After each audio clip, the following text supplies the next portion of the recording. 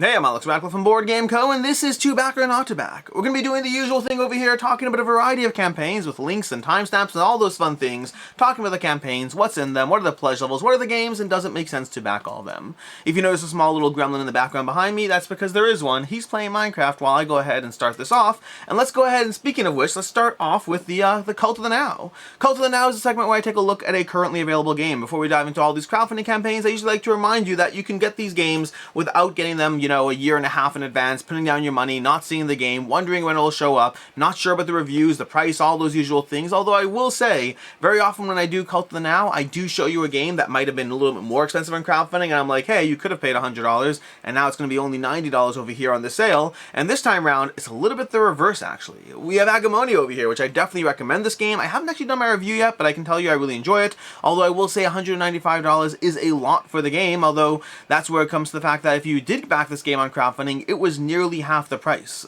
So as much as Cult of the Now is meant to be a splash of cold water on, on this crowdfunding journey we're about to go on, this time around, it actually kind of made sense to get it while it's on crowdfunding. So sometimes, once in a while, you have those fun little exceptions where you should have gone ahead and get it on crowdfunding.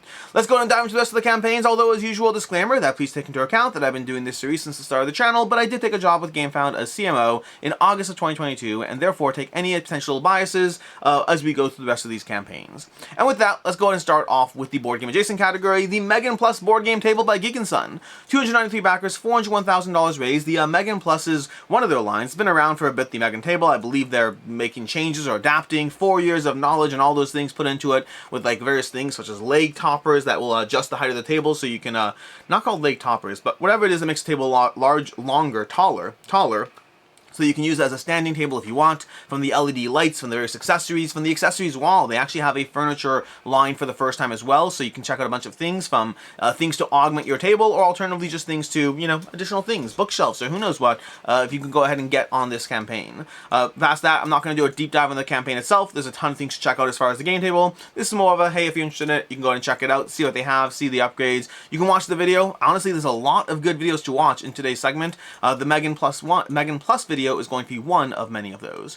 We have the 2025 board game Mosaic calendar over here, 455 backers, $12,000 raised, 17 days to go. This is exactly what it sounds like. It is a board game calendar, but with Mosaic, done by Katja Howitson. She does these board game mosaics, and she's been doing these board game calendars for a bit with them. If you want to get some funky artwork in a board game calendar with a very unique style, where it's basically being built out of board game pieces, you can go ahead and check out the board game calendar over here. It's one calendar for $20. That's going to be, $20 US over here, and then you can go ahead and get more, or deluxe bundles, all those various things. That's going to be the board game calendar from Katja Howitson. Past that, we have the Modular Table by Wormwood.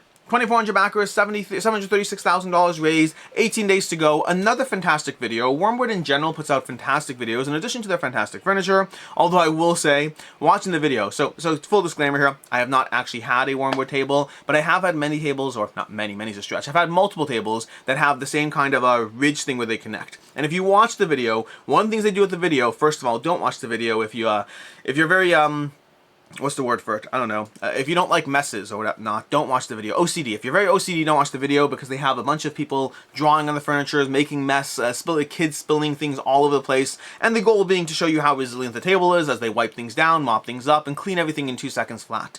I will say, while most of that I can't speak for, I don't have the table, I don't know, maybe it's true. The specific part where they have things being wiped into the crevices. Let me see if I can find it over here. Let me see if I can show you over here as we go through this over here. Let's see. This, like, they'll show you making messes. I don't know. No, they already passed it. They had segments. They show you like wiping up and mopping up the messes over here. But I will say, when you have stuff, specifically food, getting in between the crevices between the leaves, you can, of course, mop it up or just wipe it down. But unless you're being super careful, it's going to leave some stickiness, and it's much more of a cleanup job than this one presents. Now, I want to be very clear. That's not feedback on the Wormwood table, because I haven't had a Wormwood table, but on the general leaf interlocking systems, as much as you can clean them up, and they're pretty safe, they're usually a bit more work, especially if it's anything sticky, because, well, sticky is sticky. It doesn't just wipe down once it gets into the leaves. You can wipe down the top, but not the inners quite as easily.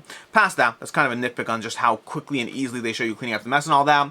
Past that, it's a Wormwood table. It's been around for a while. It's their bread and butter. A very popular table at this point that continues to do well, and you can check out all the variety of things in this campaign if you want to get a sense of, the stress test, the options, the various things you can get, all those usual things. It's a Wormwood table. They've been around for a bit, and their modular table, ever since it launched a few years ago, this has been a very consistent thing for them.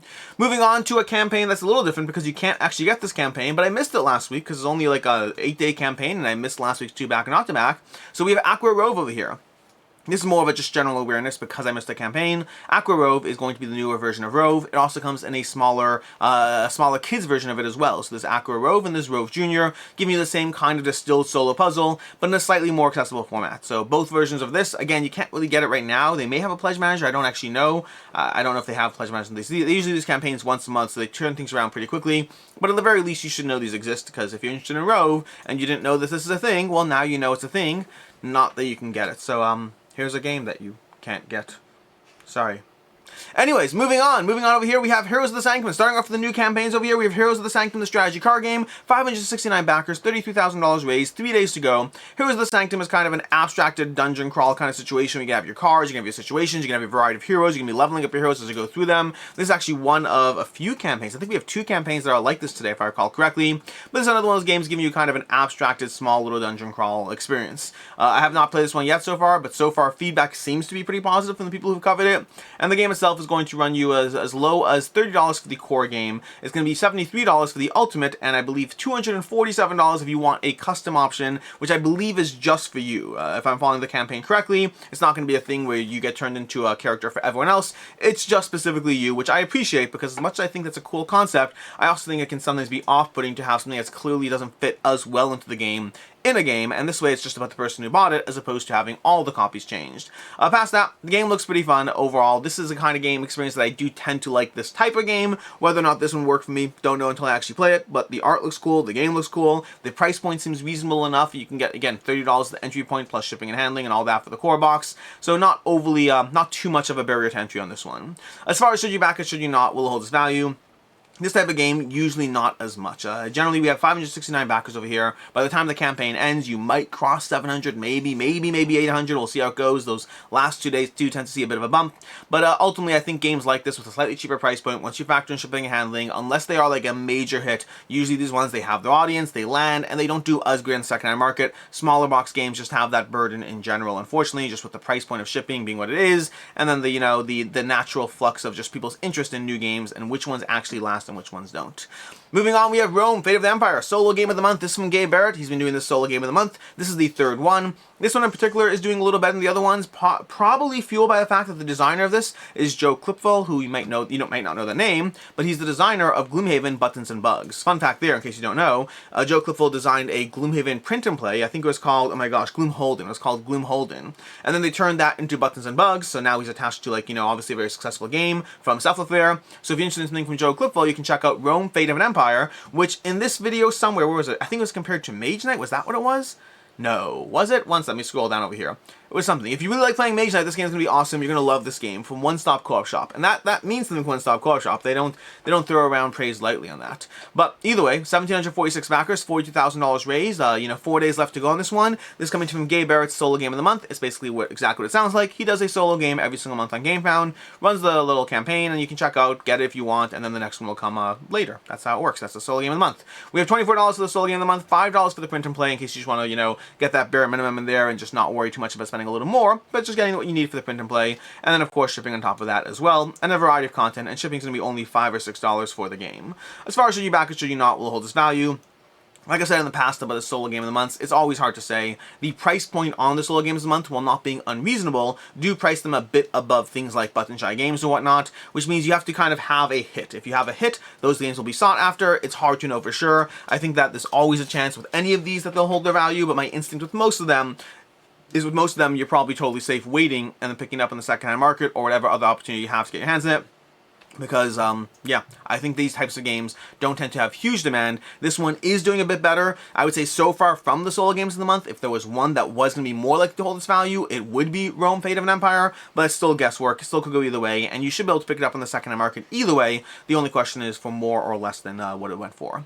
Moving on, we have Bebop, Shuffle and Swing, and Cat Blues. Bebop, Shuffle and Swing, Cat Blues, The Big Gig. 3 games of cool jazz and cool cats, coming to you from Nick Murray of Bitewing Games. Bitewing Games, who've done a bunch of things from, oh my gosh, they have Zuvadis they have that Reina Knizia trilogy of games, I can't remember the name of it offhand, and then the one I've really enjoyed was Trailblazers. Trailblazers is the one I've really enjoyed from them. They've been bringing a bunch of games to the table, sometimes reprints, but always looking great, quick and clean rules, easy games to get into. With 729 backers over here, $70,000 raised, and 4 days to go. Cat Blues, Shuffle and Swing, and Bebop are 3 separate games over here, which I guess that you didn't need me to tell you that, but I told you that, so you're welcome. From those 3 games, we have Cat Blues. Cat Blues is going to be a game where you're basically, it's a random Knizia title that's being brought back. I don't remember the name of the original title, but Cat Blues is a game that is going to have players playing hands of cards to try to get cards from the table and cashing those in for tips and for sets of cards and trying to do that correctly across 3 rounds to get as many points as possible while trying to get a diversity of tips, meaning you've played multiple hands of cards. Shuffle and Swing over here is going to be a game about building instruments. You represent various, I think, mice it is. There's going to be the cat, workers as well you can cash in. But you're ultimately trying to build various pieces of instruments. There's a little bit of an area control puzzle. Each instrument has different rules. I think the game, the base game, I think has 12 different instruments if I'm not mistaken, but a variety of instruments to keep you interested as you try to manage these clock situations, not really clocks, but little rondels where you're kind of placing dice and using your workers and have area control and instruments. And then Bebop is going to be a dice placement game where you're basically trying to buy seats for various players. You act as someone who's buying seats in order to get, so you're trying to book seats for other people, and those people want to get close to the type of instruments they want, but they also want to be next to their friends and families. And you're trying to juggle those kinds of requirements in the people while you try to score as many points as possible in this dice placement game that feels very Knizia-like. If you've played any Knizia tile-laying game, this one, Bebop, very much feels like a Knizia game. Past that, let me check out my coverage in some of the games. I've covered some of them, not all of them. Past that over here, we have the Kickstarter exclusive bundles. We have a 3-game bundle. All the add-ons are free. So for $137, you're going to get all the games and all the add-ons. This is being fulfilled by Allplay, and I'll also say the crowdfunding campaign very much feels like an Allplay campaign in the fact that they have 3 different games. They have the add-ons separate to the game. Oh, it looks like I said 12 instruments, but some of these might be add-ons, so I'm not sure. There's a bunch of instruments. Don't know exactly the distribution. Anyways, the various add-ons giving you extra maps for Bebop, giving you extra and deluxified tokens, wooden tokens, giving you, it looks like extra instruments for Shuffle and Swing, various upgraded tokens for Shuffle and Swing, and then upgraded tokens or coins basically for Cat Blues, getting all the add-ons there, and that's where you'll see the biggest saving, because you can get Cat Blues for $19, you can get Bebop for $59, Shuffle and Swing for $59, all reasonable price points, but I don't think there are good reasons to back offhand. You can wait for retail, get your hands on those then just as easily. We have the Bebop plus Cat Blues bundle for $78. We have the Shuffle and Swing plus Cat Blues bundle for $78. We have the retail price for $100, and we have the Jazz Collection $137 for everything, including all the upgrades. This is, again, this being fulfilled by Allplay. It feels very much like they're an Allplay campaign right now situation, the way it's being structured. And to that end, my feedback's going to be kind of the same, or my should you back it, should you not, is going to be very similar to an Allplay campaign in the sense that this one, if you are interested in these games, getting it at the all-in with all the upgraded stuff extra, that's going to be the best savings you have and the best way to get the game. Otherwise, for most of these, you can probably wait for retail. Once you factor in shipping and will holds value and all that, you can probably wait for retail unless you're interested in all 3. And if you are interested in all 3, go on and get it. If you're not interested in all 3, it's always a bit trickier. If you're interested in only 2 of the games, is it worth going all in for a 3rd game you don't care about? And that's more complicated, and I'll leave that up to you. But that's where you're going to see the best value aspect of this game, of this campaign. Next up, we have Divine Right. 771 backers, 5 days to go, $94,000 raised. Divine Right is a classic 1979 game brought back to, crowdfunding. This game right now is an expensive game. Divine Right, this is back where, I did all the used games and sold used games, and this one is a hard one. I've had this come through a few times. This is like a $120 game for the used old version of this game because it is well enough, like, I think it's a 7.2 if I recall correctly, and it's liked well enough that people have sought this game out, try to get their hands in it, and right now it's coming back to crowdfunding for a cheaper price point than $120, sort of. It depends if you want that playmat. We're going to have Divine Right for $79 over here. Now it's going to be MSRP of $95. You're going to get 1 copy of Divine Right. Now take into account that if the MSRP is $95 and you are paying $79 now plus shipping, factor in that if that MSRP holds true, then it is going to be cheaper to get this at retail if it does see retail distribution. Now currently we have over here 771 backers, which is a nice enough number that it might see more retail availability, but it might not. So I'd say the price point is not bad, but it's also not great, but I don't know how available this will be, which is always going to be the question mark with things like this. It's like, oh, it's not necessarily a great price, but it might be the only way to get your hands in it outside the secondhand market. And then we have $170 for the Divine Right plus Neophene Map. That means you're right, you are paying, what is it, $99? No, $99, $100. Well, I can't do math. $109. Nope, I'm doing this wrong. It's $100 less $91. There we go. $91 what you're paying for that Neophene mat. Take that into account in case you want that, because I mean, Neophene mats are nice. I don't know. I think $91 is pushing the balance of what I've seen for a Neophene mat, large as it may be. But either way, that's basically what we have over here for the campaign. Divine Right, with or without the Neophene mat as well. And as far as should you back or should you not will hold its value, it kind of comes down to that retail availability. Because I think the price point itself is not great. I don't think it's like, again, $95 MSRP means it's probably going to be going for that $79 or less anyways. And over here, you're going to be paying shipping on top of that. So I don't think the price point is a good price point in its own if it will have retail availability. But I don't know if it will have retail availability. At which point, when you're comparing it to the fact that people are paying $120 for an older, more dinged up version of this, assuming they get it down decently, I think it likely would hold its value. The question mark is that retail availability. So I'm going to put this as a question mark. If you're hedging your bets or whatnot, go ahead and back it because you're paying a few dollars extra. Whereas if it doesn't have retail availability, it could be one that actually goes for more. So I'm not confident it'll hold its value at all, but also I'm not confident it won't because of that retail availability question mark. Moving on, we have Mini Rogue Season 2. $118,000 raised, 1,800 backers, 8 days to go. Mini Rogue 2 is taking the Mini Rogue, which was a solo dungeon crawling game, kind of abstracted to a degree, and it takes it into a variety of things from a new solo dungeon crawling game. There's a standalone expansion, there's a bunch of modules, there's a whole way to play it up to 4 players, there's a way to play it cooperatively against a dungeon master, I believe. There's a bunch of ways to add to this game. Nuts Publishing is taking this game to the next level with again, bunch of things. So we have the standalone game, we have this little pack over here that's going to be with everything, whereas we have the, let's go through it. What's new in this session? We have the Council, which is a standalone game. We have the Mountain of Torments, which is going to be a bunch of modules for the game. You can mix and match. We have the Forgotten Guardians, which this is free with every pledge level. Again, it's crowdfunding free, which means it's just taken into account in the pricing. We have Forgotten Guardians, which is going to be at anything at the leather pledge or above is going to get that. That's going to contain the Druidess, who can shapeshift into a powerful bear alongside a boss that's eager to kill you. Then we have the Glittering Throne over here, which is going to basically give you a bunch of fun cards that are all shiny. And then we're going to have Beyond the Portal, which is going to give you, well, you know, 2 new characters. There's 2 new characters. There's all the characters in the season, all the previous season are re-illustrated by artist Nicholas Roblin. And that's basically what we have for the various options over here. So a bunch of ways to go ahead and get your hands on this. As far as should you back it, should you not, will hold its value. If you look at the original Mini Rogue, it doesn't seem like it will overall. The game's been very well received. It started off as a print and play game, then it was printed you know, fully with via crowdfunding, and now has an expansion and all that. I think it'll do fine, but as far as holding its value, looking at the second market, I don't think it does hold its value for the most part. There are some exceptions, and again, that just goes to the price point plus shipping. Usually that's true with smaller, cheaper games. It's always hard for them to do as good a job holding its value once you factor in the MSRP, the requirement for retail pricing, the shipping pricing, all those things makes them a little harder, and that's true here as well. Moving on to Solace, the board game. $14,937 raised, 319 backers, 8 days to go. This is coming to you from Lunar Oak Studio, which generally they're known for these big, giant, over-the-top games, and this one is, well, very different. This is going to actually be more akin to one of the first games we covered, the, what was it again? The Heroes of Sanctum over here, Heroes of Sanctum, in the sense that it's going to be a bit of a little abstracted progression. You're going to be faced off an encounter, you're going to be upgrading your heroes, going through this over here bit by bit, similar to games like 20 Strong if you've played that, or even Kinfire Delve, I believe, the new smaller box Kinfire Delve. It's a concept that's been done before, but it does seem to be taking off a bit more in terms of the popularity. I've seen more and more games that have this kind of abstracted face an encounter, level up, face an encounter, level up, without the actual whole deep dungeon diving aspect of everything. What was the game that did it? There's a bigger box game that did that kind of thing, but I don't remember what it's called offhand. Anyways, it's been done. It's a very popular game concept nowadays, and this is coming to you from Lunar Oak Studio, who are doing this version of it. Now, they do have a note on the campaign page that for the campaign page, they have some things that were done with AI, and they are currently looking to redo things. And again, you know, let me scroll down over here. I'll just show it to you so you can check it out yourself, because I don't want to say the wording wrong or get it wrong. But basically, they have a note over here about AI, where they're basically saying, hey, they're going to be making a human art, they're going to be redrawing all the AI art and making a human art. So I don't know what level of whatnot, you can check that out if you're interested, but if you did see AI and it turned you off, it looks like they're not going to be sticking with the AI. I don't know if they're saying there's going to be no AI art, or if they're just adjusting things. I don't know that full part. You can check out this whole statement and see if that's a game for you as far as their AI art and all that.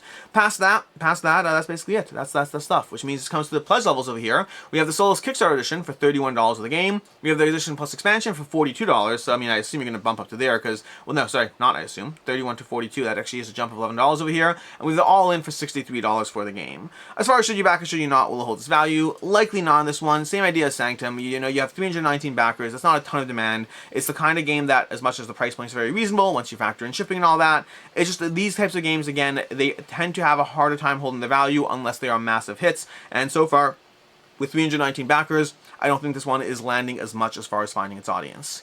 Moving on, we have Castle of Burgundy Special Edition and Reprint. We have $1.4 million raised, 9,250 backers, 8 days left to go. This is Castle of Burgundy from Awakened Realms. This is basically a reprint. That's all it really is over here. You have a reprint of Castle of Burgundy in case you missed getting your hands on it last time, because Castle of Burgundy has been around for a very long time, very popular game. It had, you know, the base version, it had the 20th edition, 20th year anniversary edition, whatnot, and then Awakened Realms took a shot at it a year and a half ago, 2 years ago, with this campaign. And they brought you a deluxified, over-the-top new edition with new art, new components, acrylic tiles upgrades, miniature upgrades for everything. Well, the base game has some miniatures, and there's a full miniatures expansion to give every single building into a miniature. A variety of ways to get this game from anywhere from, what was it, like $150 all the way up to like $212, something like that. Let's scroll down. There's also the Vineyards expansion, so if you are interested in this game and you want the Vineyards expansion, this is the only version of the game that has the Vineyards expansion, and selfishly, I do think, no, selfish is the wrong term. My own personal opinion is I think the Vineyards expansion is a solid expansion that, since playing with it, I've really enjoyed adding that to the game. I think Castle Burgundy is phenomenally well done.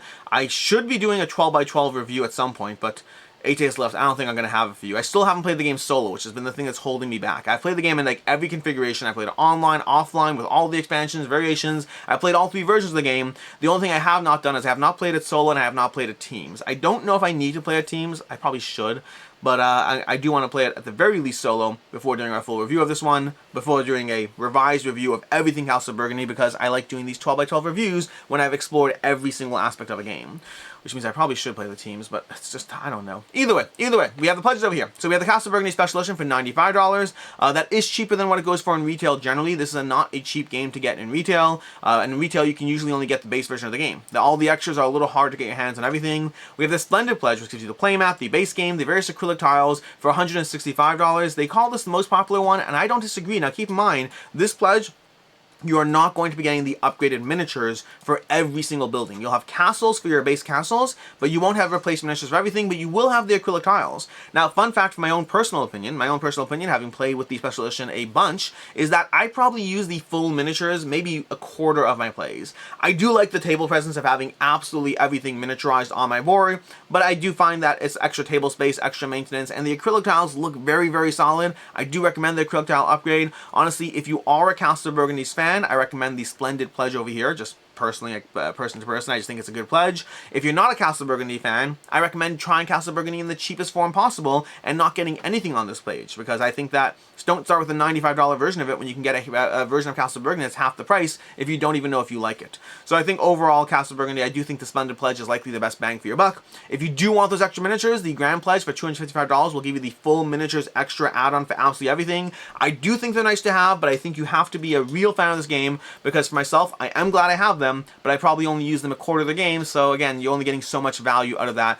For a full $100 extra to get your hands on miniatures that you're not even going to use every single time you play, that's a decision you have to make over there. As far as should you back or should you not, will hold its value.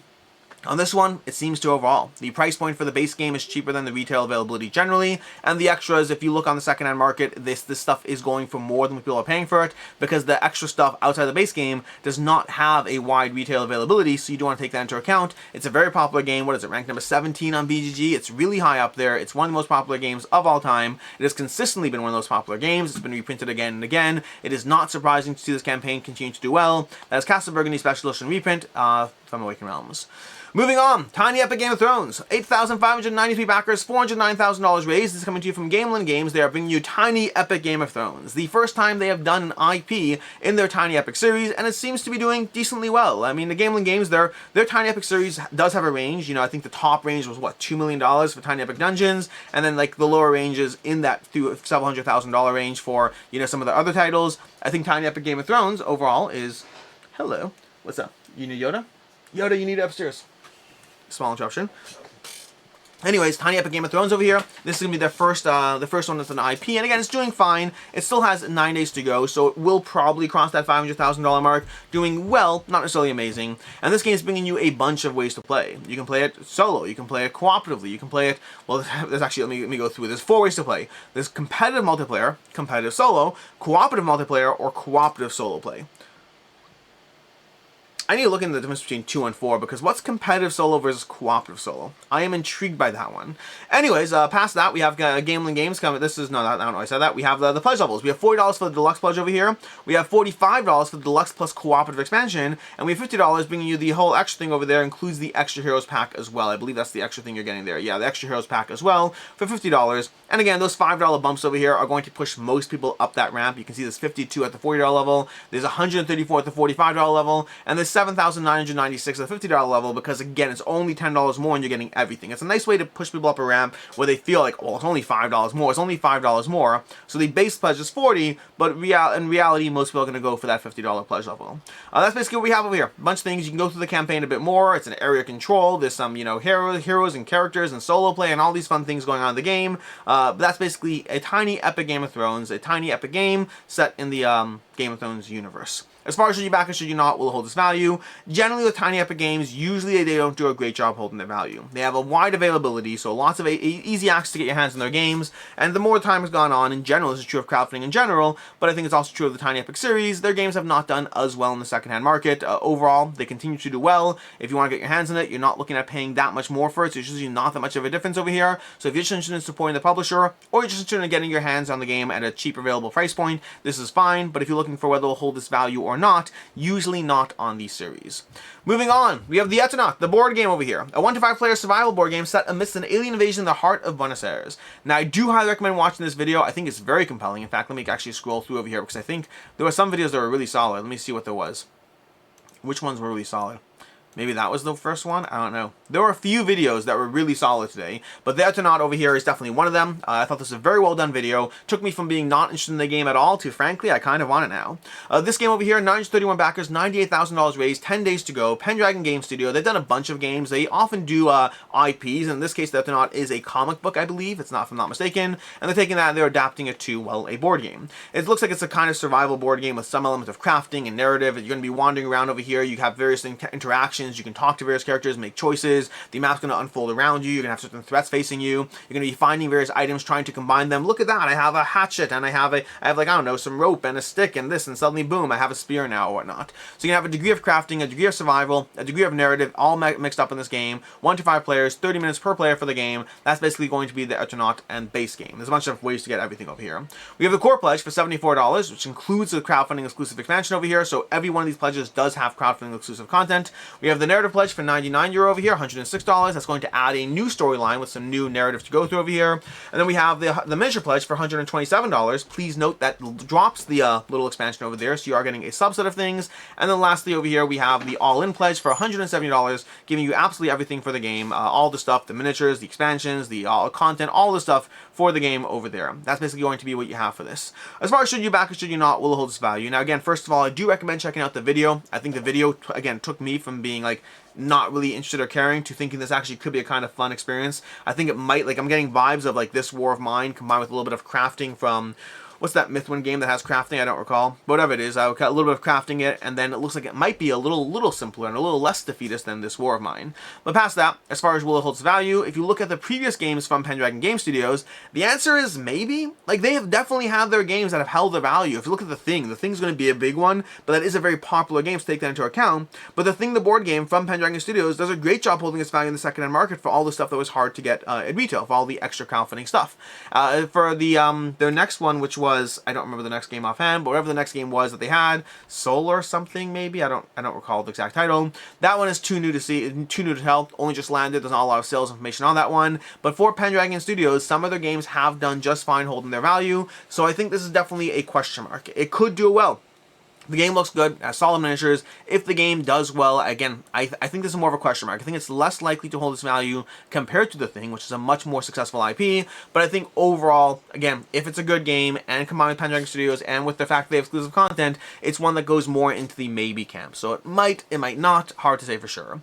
Moving on, we have God of War the board game. God of War the board game. This one requires an entire video on its own, although I'm kind of in a darned if you do, darned if you don't kind of situation, which is the way these things tend to work. You see, frankly speaking, so again, take into account, I work for GameFound. Also, I've historically been a fan of CMON since the very beginning of the channel. I like the games they put out. I like them as a company. I do not always agree with what they do, not at all, but I've been vocal in both directions. I've defended them in the past. I've called them out on things when I disagreed in the past, but it is a weird spot because this campaign has been an interesting one. So, God of War, the board game. I don't know how much time do I want to spend on this one.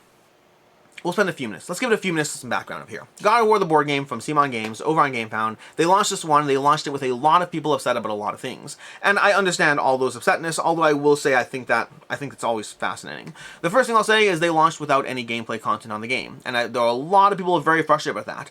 Some of those people I think don't remember the old days of CMON. There used to be a time when CMON's campaigns did not have gameplay at all. They have adapted over time and started putting a lot of gameplay content, a lot of content on their titles when they show up. But that didn't always used to be the case. It used to be people were always clamoring for gameplay content, and that was not something you could expect historically with CMON titles back in the day. That's mostly changed. In the case of God of War, didn't seem to happen. Lots of people were upset about that.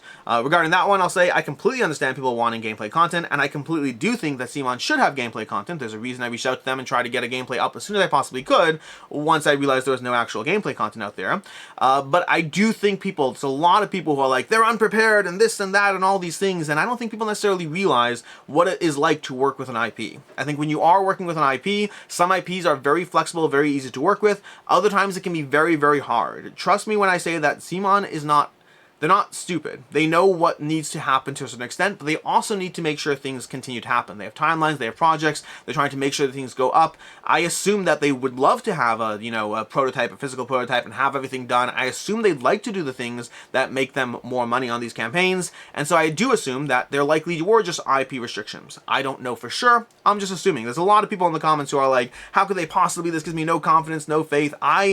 If you don't like the game, you don't like the game, that's totally fine. If you don't like CMON, you don't like CMON, that's totally fine too. But there's a lot of people who are very upset in the comments. The second thing I'll say is that the shipping prices. CMON's campaigns generally have had very high shipping prices. That is absolutely true. Absolutely true. Ever since Marvel Zombies, when they had the whole shipping drama there, they kind of put the shipping prices up in the instead of having lower shipping prices and then having it be higher in the Pledge Manager, they started putting higher shipping prices. And I do think, historically speaking, that CMON campaigns do have higher shipping compared to other companies out there.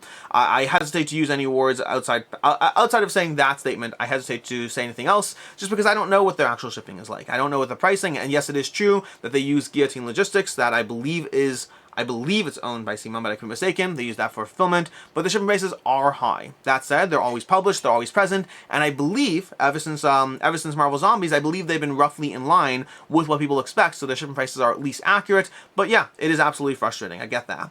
Past that, there's a lot of things being thrown around, and I will say, as someone who has played this game several times now, I've played the game on TTS several times now, I think God of War, the board game, is fun. I definitely think it's fun. I haven't played enough of it to know where it lies for me in any of the titles, but I'm someone who likes Cthulhu Death May Die, and it does have vibes that are similar to Cthulhu Death May Die, while being very different. I've played the God of War video game, I've enjoyed it, I haven't finished it, but I've played the God of War video game, I've enjoyed it, I enjoyed this game so far. It's definitely one that I personally want. I've definitely had fun with it. Yes, if you watch my gameplay, you'll see that first scenario is a little too easy, but I'll say two things there. The first is that it's the starting scenario, and the second thing I'll say is that's my third time playing that exact scenario. I got better at it as I went through it, which may not have been fair to like the demo or whatnot.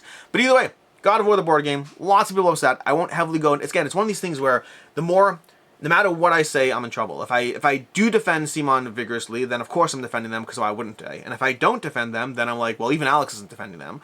It is what it is. I am a fan of CMON. I absolutely am a fan of their games. Although I have not been shy about saying when their games don't work for me in the past. Many of their titles have not worked for me. Many of their titles have not been for me. And that's okay. Not every CMON game needs to be for me. But I'd say they generally have at least a 50% win rate with their games being for me. And I think God of War falls into that 50%. Definitely enjoyed this one. Looking forward to playing more scenarios for it. Anyways, $328,000 raised, 2,967 backers, 11 days left to go on this one, and this is definitely underperforming by any measure. Like, I thought this would be easily a $1 million campaign. It might cross $1 million, but it's going to be hard to cross that finish line. I think it's a variety of factors, from people not being sold in the IP. I think the price point, I think the initial pledge levels, I think that $70 pledge level is kind of a mistake. They have an initial pledge level for the game that kind of puts people off, the shipping, the lack of gameplay. I think there's a variety of things that lead to it. It's unfortunate because I think there's a good game here, but ultimately that good game is going to be made either way, and you can check out the daily stretch goals to see all the various upgrades being unlocked along the way.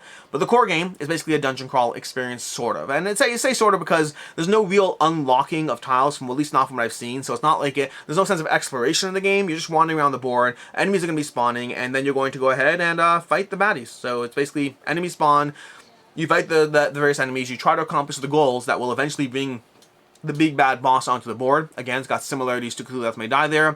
And then once the big bad boss is on the board, you have to take it out. But meanwhile, he's the strongest guy on the board, and he's trying to hit you and attack you, and you've hopefully leveled up enough that you can take him out. So it does have similarities to Cthulhu Death May Die, if you've played that one, but I think Cthulhu Death May Die has more of a strong arc to it, and this one's a little bit more straightforward from what I've seen. But again, I've been told that these scenarios are vastly different than this gameplay content that I haven't unlocked or seen yet, such as upgrading the characters, so I definitely have not yet seen the full experience. As far as the game itself, with the pledge levels, we have a few options over here. We have the Mortal Pledge for $70 over here. This will not give you any of the stretch goals, and they're calling them stretch goals. They're really daily unlocks, at least from what I can see.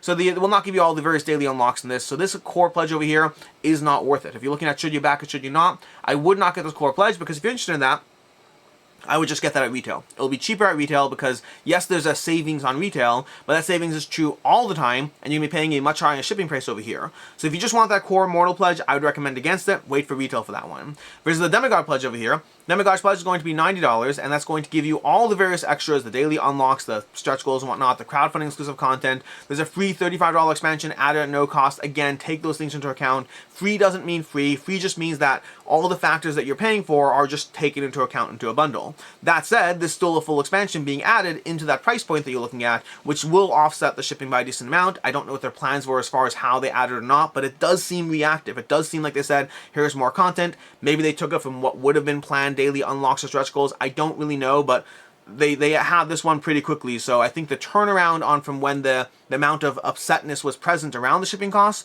to the point where they gave you that $35 expansion for free, it does seem like a pretty quick turnaround, as if they had this ready and maybe they actually took it from a paid add-on. I don't know. I'm not behind the scenes. I do work for GameFound, but I'm not behind the scenes and what's going on in Simon's back room and all that. But it does seem like they were actually reacting. So again, it's all they're never really certain, but either way, it's certainly present over there. And so over there, you may all the various content that's being unlocked. Let's see if I can scroll down to the unlocks. Let's see if we can scroll down. There's monsters and more things and enemy, all these various things in the base game content, and then there's unlocks if I can get to them. Here we go. We got the Mortal Pledge, the Demigod Pledge, and then all these daily stretch goals that are, some have been unlocked, some have not. But you can go through them over here. We can go through the Olympus Archer, so you can see we got this guy monster you have. We have the, let's go to the next stretch goal. We have the Draugr over here, giving you, again, more miniatures, more stuff for the game, more monsters. We have another monster. We have probably another monster. Nope, we have a boss over here, a miniature boss dashboard to fight against. We have a boss over here, miniature boss dashboard to fight against. There's, again, just tons of content being unlocked. Every day they're unlocking 2 stretch goals or 2 unlocks every single day. I think at 1 p.m. Eastern Standard Time, if not mistaken. So that's just more content that's going to be consistently added to your game in terms of more bosses and monsters for the game. And each monster, I think each monster is a full different scenario, but I'm not totally sure. They might be mix and match as far as which boss there is. There might be the basic scenarios. That's basically what we have over here. And then shipping is a lot for the game. Shipping can range anywhere from like $40 or $29, $35, all the way up to hundreds of dollars for shipping, depending on which region you're looking at. So it's not insignificant there. That is all that. As far as should you back it, should you not, will it hold its value? Definitely don't get the Mortal Pledge. That is straight up not worth it. The Demigod Pledge, I think, is still going to hold its value. It is absolutely true that Simon's titles have gotten less and less, there's less of a holding its value compared to what they used to do, 5 years ago, but they still do hold their value. If you have a Simon title and you get all the stuff and you don't like it and you offer it for the same price you paid for it, it's going to be snatched up pretty quickly. Almost always. If you wait months down the road, it might be different, but almost always you can get your money back on these ones. So I still think it's a safe back, even with all the drama and issues and all those things, and even with the shipping prices. I still think it's one you'll get your money back if it's not a game for you. At the end of the day, that's one of the things. Like, people are always upset at Simon for different things. I still think they ultimately deliver a campaign that is worth getting your hands on, which is why I usually don't give them a lot of flack, because ultimately my biggest thing is I'm looking for reasons to back, and their campaigns usually do have reasons to back. Moving on, we have Dragonbond Lords of Vaala, Epics of a Learner over here. 552 backers. I think we have 4 campaigns left for this one, including this.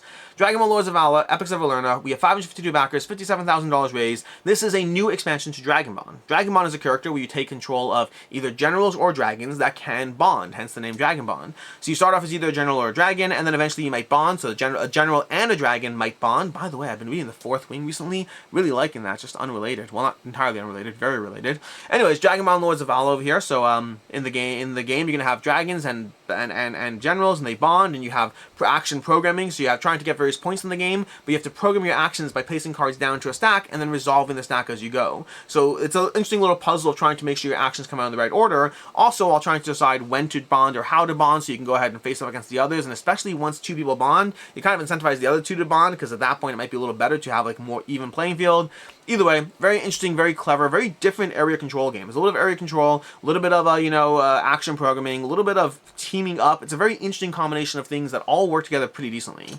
The original campaign had a bunch of expansions. They also had expansions for Backkit that were Backkit exclusive expansions, and now over on this campaign, we have a new expansion, the Epics of Eternaut. So the first pledge level is going to be exactly that, the new expansion content for the game, if you want to get your hands on that. We have the base game plus Epics, so if you want the base game plus the new expansion. Then we have the most recent expansions. That's going to be in case you backed the original campaign, but you didn't get the Backkit expansions, and you want the new expansions, the most recent 3. That's going to be a pledge level for that. And then we go to the Draconic Essentials, and then the full gameplay, and then the all-in, which is all gone apparently. The all-in for $240, completely gone. There are 100 backers. If you really want, keep your eye on this one, because some of those people might drop out before the end of the campaign, and you can get in on this, and this looks like a real limited pledge, not one of those fake ones. But that's basically what we have as Dragonbond Lords of Vaala. A very interesting, very different game, lots of fun miniatures, solid gameplay overall. I played this during the prototype phase, but I remember enjoying this one. As far as should you back it, should you not, will it hold its value? A little less so on there. If you look at the aftermarket on this one for people who bought the game, again, it's a little harder because there's so many different pledge levels to track down, but the few I was able to find were people who are selling it for less than what they had originally paid for it. So overall, I think that as much as, it's an opportunity to get your hands on everything, I think it's less likely to hold its value. So if you're someone who's trying to just round out your collection, by all means, it might be the best way to do so, versus if you're someone who's about to go all in and spend $175 on a ton of content over here, and you want to know if it will or won't be worth it if it's not a game for you, that's where it might be a little less so. Moving on over here, we have Power Vacuum, the Treasonous trick-taking game. 1,379 backers, $65,000 raised, 10 days to go. Power Vacuum coming to you from Malachi Ray Rempin, who's previously done Roll Camera, which is a very interesting dice placement game. But this over here is going to be a game of, well, trick-taking. It's a trick-taking game where you're trying to win tricks, but you're also trying to adjust power for your own personal hidden goals. Whenever you lose tricks, you can have the opportunity to move things around. Not whenever, but certain cards will give you the opportunity to move things around, removing power from different players, which will hopefully help you accomplish your own private goal where you want one player to have the most power, one player to have the least power. But separately from that, you're also trying to win, to slowly build your own unique statue over here as you go through this game in this slightly different trick-taking experience, the Treasonous trick-taking game.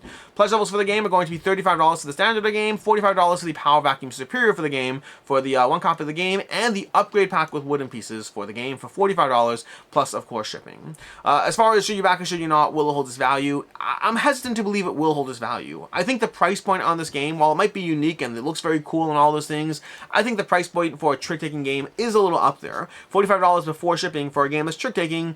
Generally, trick-taking focuses a bit more on the cards. The components aren't a ton over this one, so I just think the type of game this normally is usually does not have a very high price point, and I'm instinctively reluctant to believe. It's weird, because if you look at Roll Camera has done pretty decently. There have been times it's held its value, and times it has not held its value, depending on which crowdfunding campaign, how long time has gone on, all of that.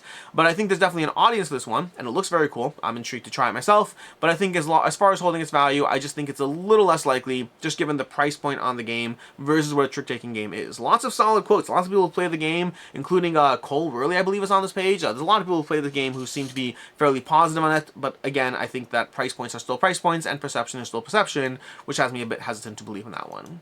Moving on, we have Mindbug Battlefruits.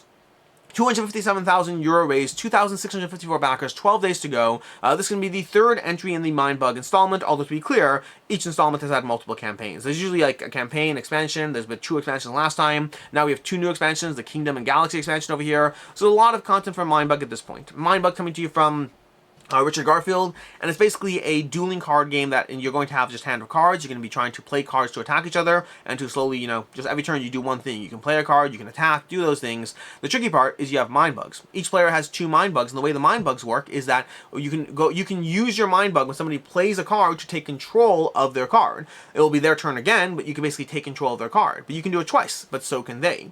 And so knowing when to use your mind bug to turn the sway of battle is a big part of this game. It's all about that bluff of knowing your hand, knowing the cards, knowing how to take advantage and to defeat your opponent, and knowing when to use or not to use your mind bug. Do you tease it out? Do you use it? Fun little game. You can check out my review of the game and the first 2 expansions. I've overall enjoyed it. I think it's a fun game. Definitely scratches that itch to a degree, that magic itch, that kind of card play itch, although not necessarily my favorite game in the genre, but definitely enjoyed and very different, also fun, cartoony, and accessible artwork and all that stuff. As far as the game over here, as far as the pledge levels, we have €35 over here, €35 for the base content for the game. It's going to be the Battlefruit Kingdom and the Battlefruit Galaxy. We have the deluxe over here, the deluxe menu, which is going to be €55, giving you the deluxe tokens, deluxe boxes, all those extra things over there. We have the 5-star menu for €115, which is going to give you this nice little box that can hold up to 8 mind bug decks over there. So you can start storing your mind bug collection in a much nicer box with storing all the various extras and content and the play mats and all those things you might want for the game. And then the all you can eat expansion for €239, giving you absolutely everything you can possibly imagine for the game. As far as should you back it, should you not, will it hold its value? Mindbug so far on the secondhand market has done okay. There have been times when people have paid more than what it's worth because they're trying to get down some of those extra stuff, deluxe fight tokens or, extra decks, all those things. But for the most part, the game has, I would say, for the most part, it has not held its value as much. It is a, 2-player card game. It's accessible to get your hands on it later, so it has a retail availability. So it hasn't done a great job holding its value. I'm skeptical to believe that most of it will hold its value, but again, there have been some instances where people have paid more than what it was going for, so it could fall into that somewhat middle zone there.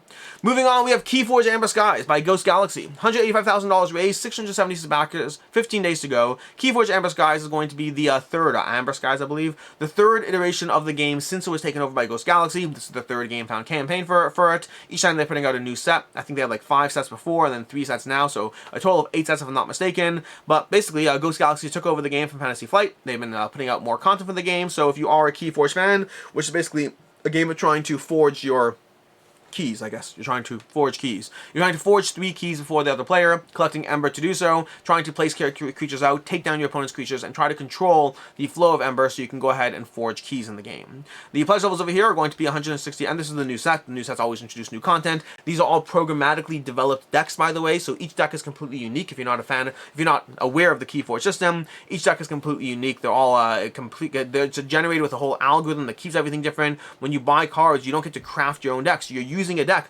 That's the deck you bought. You bought a deck, that's the deck, it is what it is. They all have imprints in them. You can get custom decks, custom playmats, all these things, but it's not a typical TCG where you're crafting, gathering cards and building decks. Rather, you're buying decks and using those decks. And this whole concept of chains, which is for balance in the tournament scene and all that stuff. Either way, very interesting concept. You can look into it more. KeyForge and what's the other one? There's another one, something SoulForge Fusion are the 2 games that have this kind of interesting concept.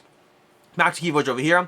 We have the Reprint Æmber over here, $165 over here for, I believe, a booster pack of decks. So it's 10 decks, 12 decks over here, plus your own unique custom deck and unique custom playmat. That's going to be this kind of popular pledge or whatnot. Past that, they have a bunch of pledge levels, from Seeker of Decks, Breaker of Chains, Turner of Keys, Architect of the Crucible. These are very similar to what they've done in the past for their campaigns, and I'll say the same thing now that I've said there. If you are interested in getting this stuff, first of all, most of it will not hold its value. So if you're looking at it from a holding its value standpoint, most KeyForge stuff does not hold its value. In general, you can find cheap decks very easily because people buy the decks and then they just sell all the cheap ones. So it's very hard to, for the most part, it's hard to track that, to have these games or pledges hold the value. I will say if you're looking for what the best way to get your hands on the stuff though is, especially if you're buying stuff new, once you go to these higher pledges, Turner of Keys, Architect of the Crucible, that's where it tends to be much more worth it to buy just that much content. If you're willing to spend that much in the game and you want that much, that is where you are getting a very good price point relative to buying it at retail or any of those things. The amount of extra stuff you're getting, it starts to get to a point where it's even a little bit competing with the secondhand market if you're willing to spend that much. You're going to get an absolute ton, like $1,500. How many decks do you get for this? You got quantity 12. We get 144 decks over here. We have KeyForge Æmber decks, guys, deck storage boxes. We're getting 144 decks over here offhand, plus all the various extras. So it does go up pretty quickly as far as how much stuff you get for the game. There's a variety of extras over here. You can get previous sets, you can get the co-op modes, all these various things over here for KeyForge. Lots of ways. We got little plushies, this fuzzy Goon plush and the Flume plush. Those are fun little extra plushies for if you want that stuff. But again, lots of ways to spend money over here. Usually spending the most is where it becomes more worth it, but that means you have to be someone who's dropping $1,500 in KeyForge, which is a smaller audience than you might think. Although, let's see, how big is that audience? 10. It's an audience size of 10. And then another 10 who are doing the custom one too, which that could be pretty fun. Anyways, that's basically what we have for KeyForge over here. For the most part, not holding its value, but if you are someone interested in the game, there is ways to get stuff here that's, you know, worth it to you relative to getting it at retail. Moving on to our last campaign. That's not true. That was last campaign. Never mind. That was last campaign. I thought there was another one. There wasn't. With that said, let's go ahead and dive into the picks of the week. Picks of the week is the segment where I talk about the two games that, well, the two picks of the week. There's the value pick of the week and the personal interest pick of the week. The value pick of the week is the game that I think is most likely to hold its value, and the personal interest pick of the week is the game that is my personal, well, interest. Exactly what it sounds like. It's the game I'm most interested in. To that end, the value pick of the week is actually going to be Castles of Burgundy. I think that overall, and yes, Simon's game is not winning the value pick of the week, but Castles of Burgundy is going to win the value pick of the week. If you look at the second-hand market on this one, there are plenty of people who have tried to get their hands on all the extras. This one has been doing incredibly well as far as holding its value since people backed it all the way through now, because the campaign's cheaper than retail, and the extras are hard to get their hands on, and people want this game. It is a popular game. It's a deluxified version. The Castle of Burgundy Special Edition is going to be the value pick of the week. As far as the personal interest pick of the week, that's where God of War is going to win. I've only played the first scenario, and I absolutely do need the difficulty to be there. I need this to be a game that when I win, I feel I could have lost, and when I lose, I feel I could have won. But so far, from the first scenario I've played 3 times now, I have enjoyed the little puzzle, the little arc. I saw there's like a comment to someone saying, oh, you're only doing 1 damage no matter what you do. Sure, in the first half of the video. As you go through it, there's an arc. Your characters level up, your power up. There's a lot of fun and satisfyingness to building up as stronger characters and trying to find the right puzzle of controlling the board. I've definitely enjoyed this one. I'm looking forward to diving into it more. I'm not willing to rate it because I've only played a single scenario. I'm currently optimistic about God of War, but I do need to see more of it before I have a final opinion or rating, all of that stuff.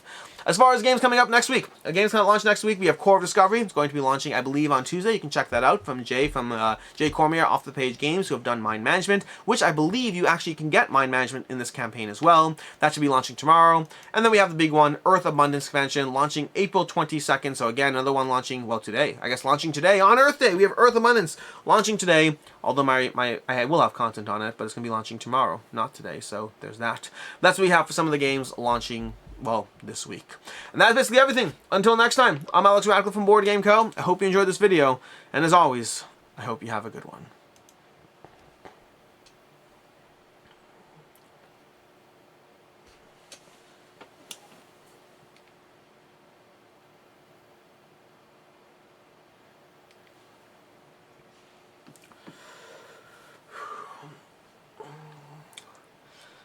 I just read a book about Stockholm Syndrome.